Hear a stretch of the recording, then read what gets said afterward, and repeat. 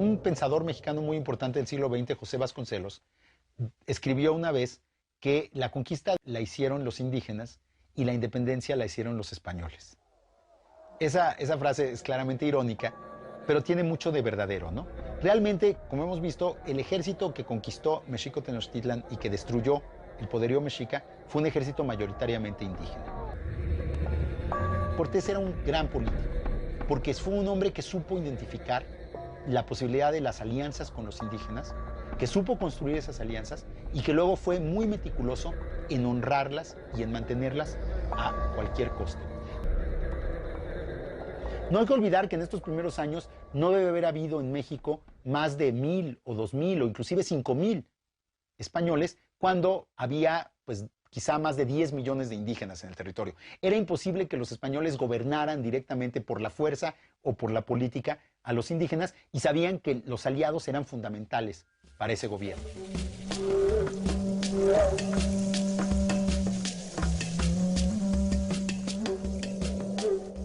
Podría resultar extraño que tamaña desproporción no haya desembocado en una resistencia más decidida y se haya reducido a esporádicas rebeliones. El régimen de tenencia de la tierra puede ser una de las razones de esta pasividad. Las tierras de los indios eran inalienables. Por eso que además el sistema no es un sistema feudal, porque otra de las cosas que no podía hacer era quedarse con la tierra de los indios. Lo hacía ilegalmente, pero legalmente no podía. Vos sentate a pensar, a ver, si te sentás a pensar sin prejuicios. Es posible que 200 tipos miserables, está como eran, que desembarcan en México, dominasen a un imperio que tenía un ejército entrenado de 200.000 hombres que conocen el terreno, porque cuando Cortés desembarca no hay GPS, no hay, ya a ver las montañas que hay, no saben dónde están. Tienen un ejército enfrente de 200.000 hombres. Profesor, me dicen, pero tenían arma de fuego. Pero hijo, eran arcabuces. Entre un arcabuz para cargarlo y la segunda carga ya me mataron a piedrazos, con solo piedra me matan. No, profesor, pero tenían caballos. Los caballos lo asustaron. 4 días lo asustaron, porque al cuarto día agarraron un caballo, lo abrieron, ¿verdad? Dijeron, esto no es nada, este es un animalito como el otro. No, profesor, pero se creían que los españoles eran dioses. Hijo, 4 días hasta que lo vieron sangrar y dijeron, estos no son dioses, estos son tipos como nosotros, nada más que barbudos. Entonces, ¿cómo es posible entonces, me preguntan los alumnos, que conquistaran ese imperio azteca, que en realidad fue imperialismo? Muy sencillo, porque Cortés lo único que dijo, lo único que tuvo que decir a los pueblos oprimidos por los aztecas, a los tlaxcaltecas, a los totonecas, porque en realidad había en Mesoamérica, no se llamaba México, Mesoamérica, una nación opresora, y de ser naciones oprimidas, muchachos, marchemos juntos contra el imperialismo antropófago de los aztecas, porque conmigo van a vivir mejor, por una sola razón: se van a acabar los sacrificios humanos. Entonces me dice, profesor, pero ¿está comprobado lo de los sacrificios humanos? Mire, hijo, ¿cómo no va a estar comprobado? Si cada vez que en México, aunque el gobierno lo oculta, quieren reparar la catedral o hacer una línea de metro nueva, encuentran paredes gigantescas, pero no construida con ladrillo, como se construyen las paredes, sino que en vez de ladrillo hay cráneos humanos, porque Presco decía que los aztecas mataban 20.000 personas por año para comérselas, pero el mismo Presco, que es un hombre que escribe a favor de los aztecas, norteamericano, dice, pero no me atrevo a decir que la cifra de 150.000 muertos por año sea falsa. Entonces, ¿delante de qué estamos? Del imperialismo más feroz que ha existido en la historia de la humanidad, que era el imperialismo antropófago de los aztecas. Y si nos vamos a Colombia, ¿delante de qué estamos? De una tribu, como eran los pijaos, de la mayor agresividad que ha existido en la tierra, que estaba a punto de exterminar a los chichas. Por eso a mí me causa gracia cuando cada 12 de octubre veo desfilar en las calles de Bogotá a una chica chipcha, al lado se entiende un pijao, y hay que decirle, pero mi hija, ¿no te das cuenta que está desfilando al lado de aquello que te hubiesen comido? Si no hubiese llegado a España, no existiría, porque la nación chicha estaba a punto de ser exterminada, porque los chichas se comían, perdón, los pijaos se comían más chichas que la capacidad de reproducción. Entonces acá estamos delante de una tergiversación gigantesca. Por eso yo, Joaquín, prefiero hablar en un cambio copernicano de liberación de América, y no es esto inexacto ni exagerado, y no de conquista de América, liberación de América. Es decir, a mí esto me ha costado muchísimo. No solo que me costó estudiar, porque bueno, estudiar, para escribir hay que estudiar, salvo que uno escriba tonterías. El libro Madre Patria me costó 20 años escribirlo, ¿está? Si vos te fijás las citas, hay citas de periódicos que yo hago, de artículos del año 1982. Yo vengo acumulando material, recolectando material, investigando desde 1982. No me refiero a eso, porque bueno, cada uno hace lo que se da la gana. A mí me gustaba, así que no me hizo ningún sacrificio esto. Pero me costó porque implica enfrentar una dictadura, a una dictadura de lo políticamente correcto. Esa dictadura de lo políticamente correcto, que tiene varias patas, varias aristas, una de ellas es la leyenda negra de la conquista española de América. Hay una cuestión de orden práctico, política, que parece que los españoles, la clase dirigente española, o por lo menos una parte importante de ella, no parece haberse dado cuenta. Es decir, admitir la leyenda negra condujo a la formación de los nacionalismos periféricos españoles, y conduce a la fragmentación territorial de España y Hispanoamérica. Yo lamento mucho que los dirigentes españoles hayan estado tan mal formados en ciencia política y en historia, porque de haber estado bien formados hubiesen sabido que declarar un Estado plurinacional es siempre, históricamente, no hay ningún caso, salvo Suiza, que todo el mundo tenía interés que siga existiendo, porque ahí quien perdía es donde ponía la plata, el dinero. El Estado plurinacional es siempre la antesala de la fragmentación territorial. Y entonces, bueno, uno sufre las consecuencias, porque el que se atreve a desafiar a lo políticamente correcto, que es una especie de Gestapo mejor hecha, una especie de KGB mejor hecha, porque es sutil, es apartado y se entiende descartado, ¿no? Entonces, bueno, pero hay que decir la verdad, porque es un deber, pero aparte porque no podemos ser tontos. Esto va camino a la fragmentación territorial de España y a la fragmentación territorial de la República Hispanoamericana. Habrá una república mapuche o 2 en Chile, 4 repúblicas en el Perú, 18 en Bolivia, y seremos fragmentos anónimos del mercado mundial, insignificantes, se entiende, desde el punto de vista político. Oye, te quiero preguntar una cosa. ¿Qué supuso para el mundo el llegar a América?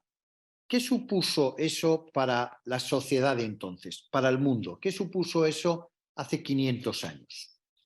Mira, supuso un cambio copernicano, ¿no es cierto? Un cambio copernicano absoluto, porque de ahí podemos hablar del mundo. Es decir, había un continente desconocido. Es cierto que otros habían llegado a América antes que España. Entonces dicen, pero entonces España no descubrió América. No, mire, yo siempre digo en clase, hijo, vamos a ir por parte de cucharada, ¿no es cierto? ¿No? América descubre a España. Mira, te lo voy a graficar como siempre hago en clase, ¿no? Mira, esta es una tacita. Estaba tomando café, porque yo soy noctámbulo, me despierto tarde. Fíjate, tapo la tacita, como un mago, ¿no? Tapo la tacita. ¿Se ve bien la tacita? Ahora no se ve más, ¿no? No. ¿La ves? Bien. Si yo levanto un pedacito, este de acá, este costado, y la vuelvo a cubrir, veo una partecita, y otro viene y levanta de acá, la ve y la vuelve a cubrir. ¿He descubierto la taza? No. ¿Cuándo descubro la taza? Cuando hago esto. Cuando le saco su velo y la doy a conocer al mundo. Los vikingos habían llegado antes. Es posible que hasta los fenicios hubiesen llegado. Es posible, pero no descubrieron América, porque no la desvelaron. España descubre América. Se produce la incorporación de América a la historia universal. Y a partir de ese momento España cambia al mundo. Cambia al mundo, es un cambio copernicano, cambia al mundo. Y se produce un proceso, ¿no es cierto?, civilizatorio extraordinario. España va a crear en América 33 universidades. 33 universidades. En 40 años se van a crear 40 ciudades, ¿verdad?, que son ciudades más modernas que las que había en España. Todas las grandes ciudades de Hispanoamérica hoy, que tenían una urbanización de vanguardia en el mundo, porque se hacían siguiendo o retomando una idea romana que era el tablero de ajedrez o el tablero, el damero, ¿está? Para que circulase el aire, para que hubiese posibilidad de que las aguas servidas fluyan y se vayan de la ciudad. Es decir, hay un proceso extraordinario. ¿no es cierto?, que hoy llamaríamos, no se llamaba así en esa época, de desarrollo económico. Es decir, jamás el mundo vio un proceso de una región que pase del subdesarrollo al desarrollo. Pero esto no sería nada si no fuese que España no va ahí a robar, saquear e irse, sino que España llega para fundirse en América, ¿está? Y se mestiza en América, se mestiza en América. Es decir, es un caso único en la historia de la humanidad. No lo hizo ni Inglaterra, no lo hizo, se entiende, ni Francia, no lo hizo Bélgica, por supuesto, ni Alemania, no lo hizo nadie. España va ahí, ¿está? Se encuentra con ese mundo y hay una figura central de la historia española, y que yo lamento que no lo sea, que es la reina Isabel la Católica, ¿no es cierto?, que es la que le da impronta a ese proceso de encuentro con América, a ese proceso de descubrimiento de América. Porque Isabel, que intuye, porque Isabel no ve América, intuye que va a ser América, hasta no sabe todavía qué es ese mundo nuevo, dice: señores, los habitantes de ese mundo nuevo no serán esclavos, serán súbditos de Castilla. Y esos territorios no serán colonias, sino que serán reinos, reinos en igualdad de condiciones que el reino de Castilla, que el reino de Aragón. Es decir, hay ahí una impronta de Isabel, ¿no es cierto?, fantástica, una impronta extraordinaria, que hizo que España fuese, en este caso sí, distinta y diferente, porque la ley del momento, la costumbre del momento, era que el que ganaba una guerra tomaba a los otros como esclavos. Y esto hasta estaba santificado por el Papa, que él se lo había permitido a los portugueses, por eso los portugueses se comportaban de manera distinta. En cambio Isabel dice: no, no, de ninguna manera. Esos hombres no serán esclavos, esas tierras no serán colonias. Y esa impronta de Isabel fue tan grande, que es su gran testamento político, que la siguen todos los reyes de España. Y eso sí hizo que España fuese distinta. Porque ¿qué pasó entonces? Hubo una sola España. Una España que iba de los Pirineos a Filipinas, y una España que iba de California o casi Alaska a Tierra del Fuego, porque todos éramos españoles. Españoles americanos y españoles, se entiende, peninsulares. A tal punto que aún los que van a después querer la independencia, y el primero de ellos, un jesuita, Guzmán y Vizcardo, un jesuita nacido en la ciudad de Arequipa, en Perú, en el sur del Perú. ¿Qué dice Guzmán y Vizcardo? Dice en su carta, donde proclama la independencia o pretende proclamar la independencia, carta a los españoles americanos. Todos éramos españoles. Entonces, la llegada a América, ¿no es cierto?, la liberación de América, supuso la creación, como nunca había pasado en la historia de la humanidad, como nunca, de un pueblo bicontinental gigantesco, de una civilización bicontinental gigantesca, con valores, con creencias, con lengua común, pero respetando las lenguas también autóctonas, porque es España la que toma la lengua quechua y la lengua nahuatl, la lengua nahuatl de los aztecas y la quechua de los incas, y dice: bueno, dicen los frailes, los sacerdotes, vamos ahora a enseñarle a escribir en su propia lengua, vamos a crear una gramática para su lengua, y en las universidades, en estas 30 y pico universidades, se enseñaba latín, porque era la lengua de la ciencia, español, y se enseñaba en algunas nahuatl y en otras quechua. Pero aparte de las 33 universidades, se llenó América de hospitales, hospitales gratuitos, cuya sanidad era extraordinaria. Entonces, este fenómeno fue un fenómeno único en la historia de la humanidad y supuso, se entiende, un cambio copernicano. Es decir, España cambia el mundo, cambia el mundo. El mundo jamás volverá a ser el mismo desde que España llega a América. Sería bueno que habláramos un poco, si te parece, de lo que hizo el emperador Carlos V. El emperador Carlos V, en un momento, el Consejo de Indias, detrás de la anulación de una bula papal, resulta que empieza a dudar de la legitimación de la conquista, le llamaban así. Entonces incluso le plantea al emperador la posibilidad de un problema de conciencia, habida cuenta de lo que podía estar pasando. Ya no está legitimada, o se plantea la posibilidad de que no esté legitimada la llegada a América, la conquista de América en esos términos. Y entonces el emperador hace algo otra vez sin igual. no ha existido en ningún caso, en ningún imperio, que una conquista separa la conquista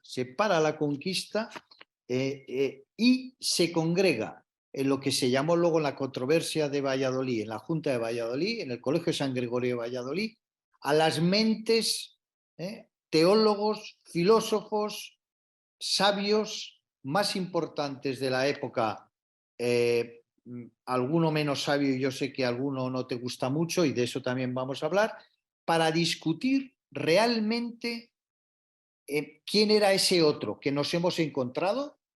Pero luego llega Carlos V y cuando cambia la bula papal, dice, bueno, yo paro esto de momento y ahora vamos a estudiar esto en la Junta de Valladolid, y ahí es donde entra una serie de personajes. Uno es Ginés, el más conocido, que defiende algo, y el otro, Bartolomé de las Casas. ¿Por qué no hablas esto un poco? Hablamos de esto un poco. Pero es inaudito que se pare la conquista. Sí, Yo sí, creo sí, que la conquista del norte de América, vamos, del norte de América, de lo que no era Mesoamérica, esa no se paró.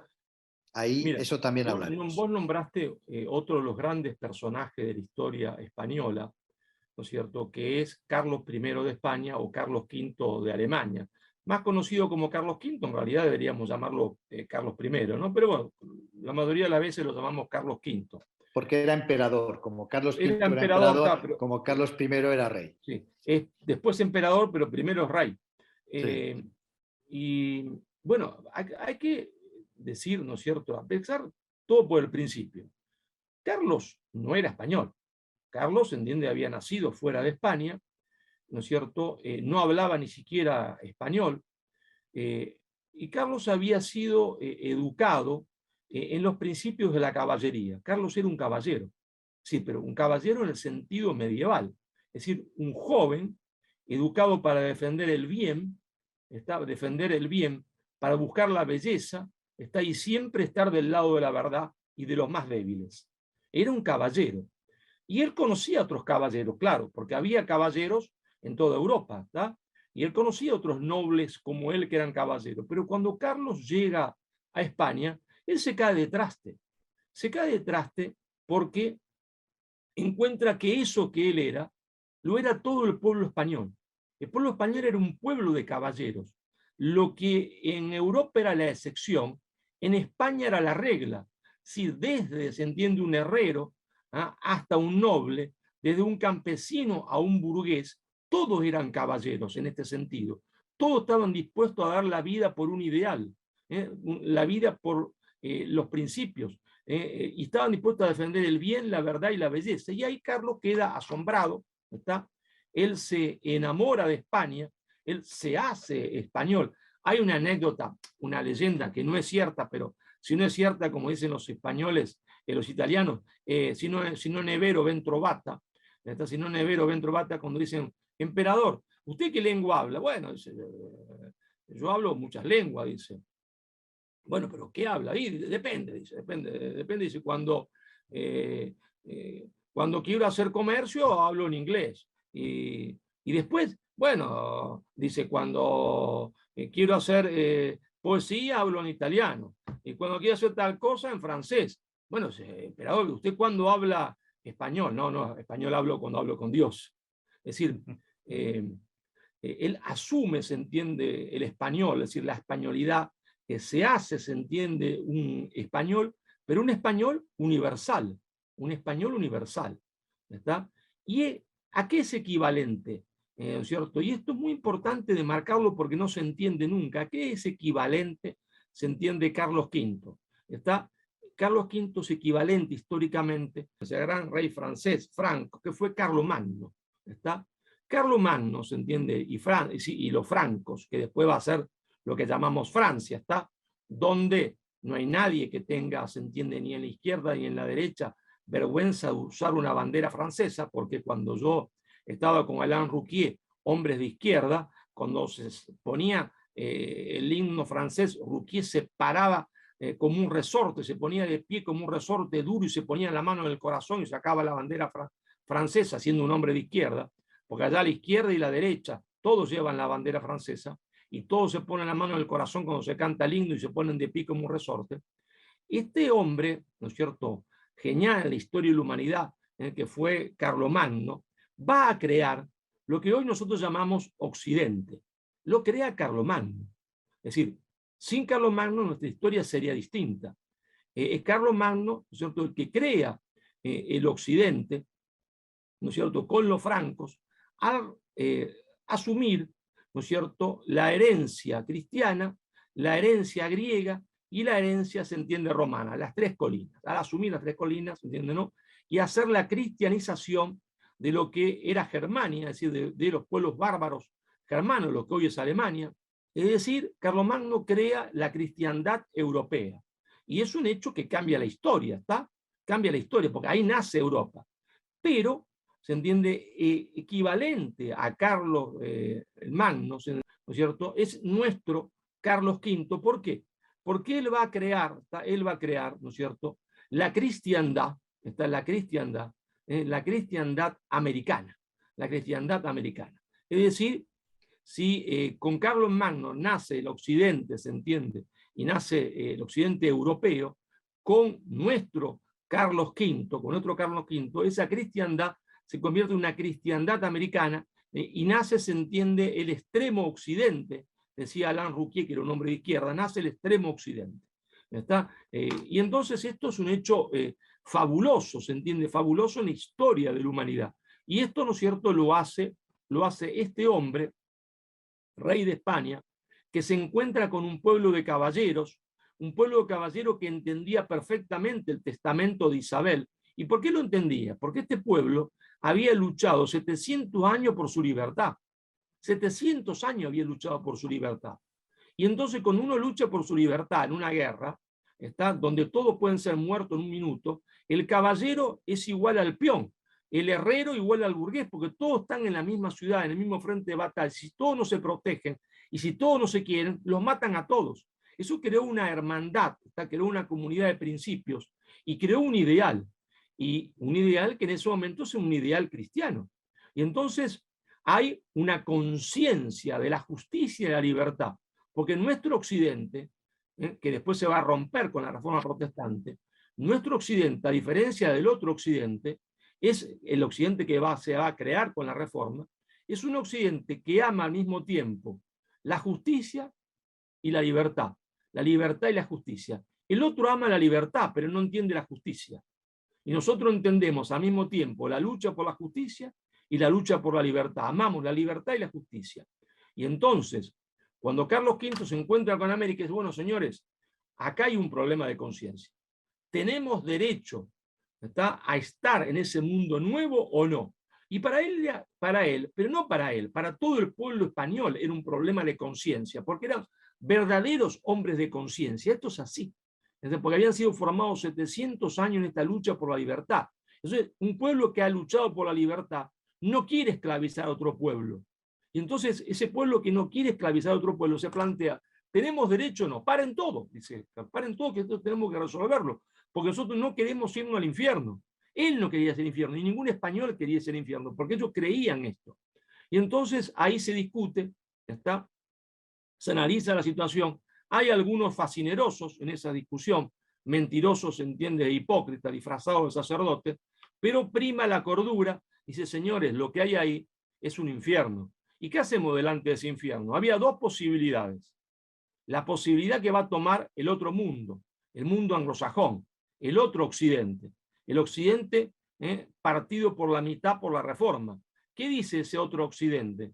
Bueno, dice, se entiende, porque así lo ha explicado primero Lutero y después Calvino, ¿no es cierto?, que lo perfecciona Lutero, porque Lutero no era un genio intelectual como Calvino. Dice, el pecado original ha dado muerte al hombre. El hombre está muerto. Entonces le preguntan a Calvino, ¿para qué vino Cristo? Para salvar a algunos, que somos nosotros. Y entonces cuando los anglosajones se encuentran con el continente americano, donde también reina el infierno, dice, ¿qué son estos? Hijos del demonio. Están muertos por el pecado original. ¿Y qué tenemos que hacer ahora?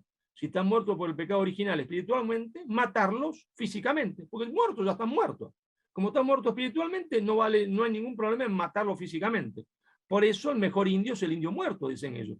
Lo dicen por una razón teológica, lo que va a guiar la conquista inglesa de América del Norte es una razón teológica. Por eso deciden que el mejor indio es el indio muerto. Es perfectamente coherente con su teología. ¿Y qué dice España? ¿Qué dice Carlos V después de esta gran deliberación? Señores, el pecado original, dice, se entiende España, dice el catolicismo español, no ha dado muerte al hombre, lo ha herido, pero no le ha dado muerte. Esos que están ahí se parecen más al diablo que a Jesús. Muchos de esos pueblos son pueblos endemoniados, pero son hermanos como nosotros. Como están heridos y no muertos, se pueden salvar, se puede esto salvar, esta situación, ¿con qué? Con la evangelización. Y por lo tanto, como el hombre no está herido, no está muerto, y si no herido, se puede redimir por la evangelización. Entonces, no se plantea exterminar a los pueblos, sino redimirlo por la fe. Y entonces, cuando se llega a esta conclusión en España, es que se dice, entonces podemos estar en América. ¿Por qué? Porque nuestra función es esa. Es la misma función que había hecho Carlos el Magno, cuando se entiende cristianiza a los germanos. Nuestra función es la cristianización de estos pueblos. Y estos pueblos reciben esto, sería la gran pregunta, con alegría o con tristeza. Pero solamente los mentirosos, los hipócritas, pueden decir que lo recibían con tristeza. ¿Por qué? Lo reciben con alegría, le digo siempre, hijo, en mis clases a los alumnos. Porque imagínese usted que los aztecas se comían 20.000 personas en los pueblos que dominaban, y ahora venía una religión que le decía que todos los hombres eran hermanos, hasta que nadie podía comerse a otro. Y entonces, con ese solo hecho, con el solo hecho de decir que ya se iba a terminar la antropofagia y el canibalismo, estos reciben el mensaje nuevo con alegría. ¿Cómo no lo van a recibir con alegría si antes la religión que había era una religión del terror?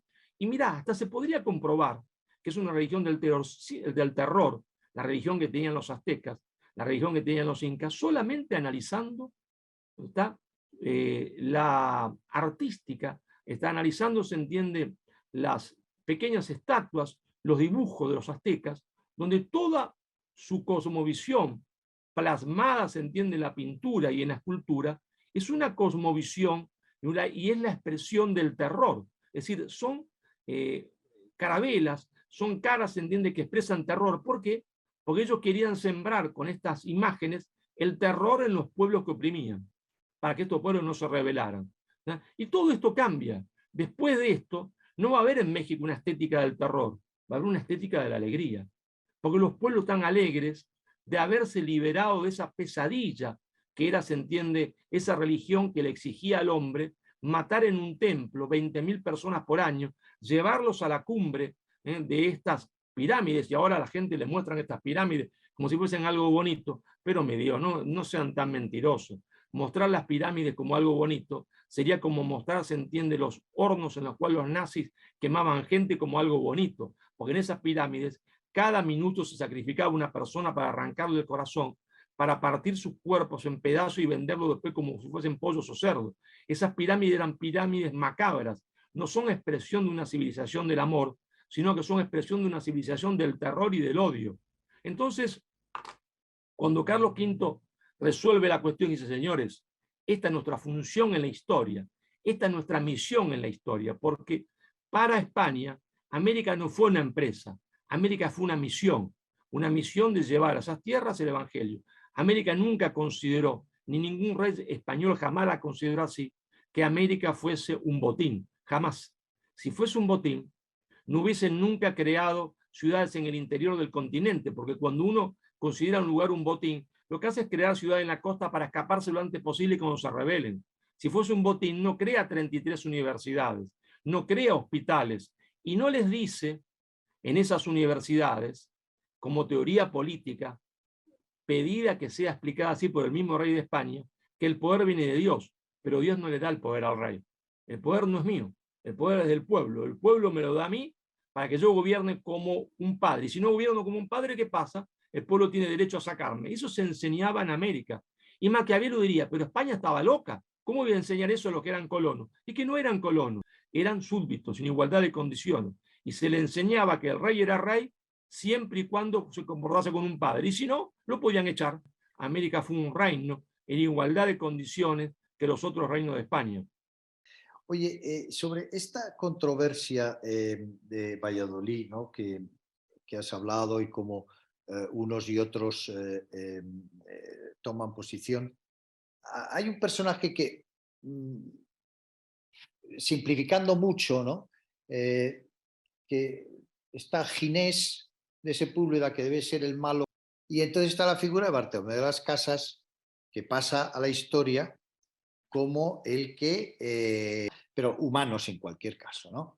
Entonces está como el bueno y el malo, ¿no? Pero yo te he oído hablar de Bartolomé de las Casas de una manera muy diferente a la que yo de manera muy simple estoy exponiendo. ¿Qué me dices de Bartolomé de las Casas? Bueno, que Dios obra el bien a veces a través de los malvados. Dios obra el bien a través de los malvados, a través de los hombres de mala voluntad. Porque Bartolomé de las Casas, que pasa por ser un santo y hay incluso un proceso de santificación, fue el mentiroso más grande de la historia. Pero Dios, se entiende, aún de los malvados saca el bien. ¿Está? Y en esa controversia, él ayudó a una cosa que Carlos no tenía ninguna duda, que no había tenido ninguna duda ni Fernando ni Isabel, y que no la va a tener Felipe II ni ningún rey de España, que todos eran seres humanos y súbditos. Entonces, en ese caso él ayuda, pero en ese caso ayuda, pero en realidad él es el gran mentiroso de la historia. Y esto yo no lo digo porque sí, lo digo porque si uno estudia profundamente la cuestión, va a ver, se entiende, un personaje que sí fue un santo, que sí conoció a los indios, que sí vivió con los indios, que sí aprendió la lengua de los indios, que fue Motolinía, así lo llamaban los indios, Fray Toribio de Benavente, un franciscano que se remangó las sotanas y se mezcló con los indios, y Fray Toribio le escribe una carta a Carlos V. Una carta a Carlos V no es una carta mía hacia tu persona, ¿no? Que es privada, una carta a mi mamá, a mi novia, a mi esposa. No, no, una carta al emperador. No es una carta al emperador firmada, es como un documento. Uno no puede decir lo que se le ocurre porque está dirigida al emperador, no es que digo cualquier cosa. Y ahí Fray Toribio de Benavente dice algo que tenemos que ir a investigar a los archivos holandeses y belgas. Dice, señores, este hombre es un mercenario. ¿Qué quiere decir un mercenario? Que escribe por dinero. ¿Quién le paga? Nunca nadie se hizo esta pregunta. Porque todo el mundo da por, se entiende, hecho la buena intención de este hombre, ¿está? Que dice, ese franciscano que sí fue santo, Motolinía, dice, está disfrazado de sacerdote, no celebra misa, no da la comunión, no bautiza. Y claro, los oyentes podrán preguntarse, bueno, ¿y qué tiene que ver esto? Mire, escúcheme, un médico cura gente, un periodista se entrevista, un profesor da clase, un bombero apaga incendio y un cura celebra misa, bautiza, es un cura, ¿qué quiere que yo le diga? Si no, no es cura. Y resulta que Fray Toribio dice, pero este hombre vive como un señorito en América, cobra un sueldo desorbitante, se hace traer vinos de Europa y la mejor ropa. Y dice algo más grave, jamás ha conocido un solo indio, no aprendió nunca la lengua de los indios, por lo tanto no puede comunicarse con ellos, no saben lo que opinan los indios, porque no habla su lengua, jamás se mezcló con ellos, ¿no? Es el gran mentiroso y farsante de la historia. Yo lo demuestro en mi libro, ¿no es cierto? En el último libro, donde continúo que es mi primer libro, ¿no es cierto? Este es Madre Patria, y la continuación de Madre Patria es nada, por lo que pedí perdón, que no lo tengo acá a mano, ahora lo he dejado por ahí. Donde Fray Toribio lo dice claramente, este hombre es un farsante, es un mentiroso, miente hasta cuando no era necesario. Él dice que hay tantos ríos en República Dominicana, en la isla, tan grandes como los de España, y cuando uno va, los ríos no existen, son ríos chiquitos en comparación, yo doy los caudales. Es decir, este hombre mentía hasta cuando no era necesario, pero fundamentalmente, si uno analiza su libro, que en realidad un hombre que no viene del catolicismo ni de la derecha, como Hernández Arregui, filósofo argentino que es marxista. Dice Hernández Arregui, cuando analiza el libro de las casas, esto no es un libro, dice Hernández Arregui, es un libelo. Pero no lo dice desde el catolicismo ni de la derecha, lo dice del marxismo ortodoxo. Este es un libelo. Y otro historiador argentino, Jorge Abelardo Ramos, que provenía del marxismo troquista, dice, las potencias enemigas de España se lanzaron sobre el libro de las casas como las moscas a la miel. ¿Por qué? Porque él miente de forma absoluta, jamás, y esto es lo importante, porque esto los abogados que me escuchan lo van a entender, cuando yo hago una acusación, digo, se entiende, el señor Joaquín mató, se entiende, 100 personas. Bueno, ¿cuáles son esas 100 personas? ¿Dónde se produjo el hecho? Las mató en Barcelona, en el país, en Aragón, en Zaragoza, ¿dónde las mató? ¿Pero qué día las mató? ¿A qué hora? ¿Está? Bueno, resulta que don Bartolo, cada vez que acusa y dice, se quemaron 100 niños, se mataron, nunca dice, primero, quién lo hizo, nunca. Había muy pocos españoles, y todo el mundo sabía cómo se llamaba. Pero nunca dice quién cometió el crimen. Pero tampoco dice dónde, ni tampoco dice cuándo, nunca. Solo dice generalidades. ¿Y por qué? Porque está mintiendo. Porque él sabe que no puede poner ni fecha, ni día, ni hora, ni nombre, porque si él pusiese un nombre, el otro lo acusaría de mentiroso y habría un juicio contra él. Y entonces él estaría en situación complicada.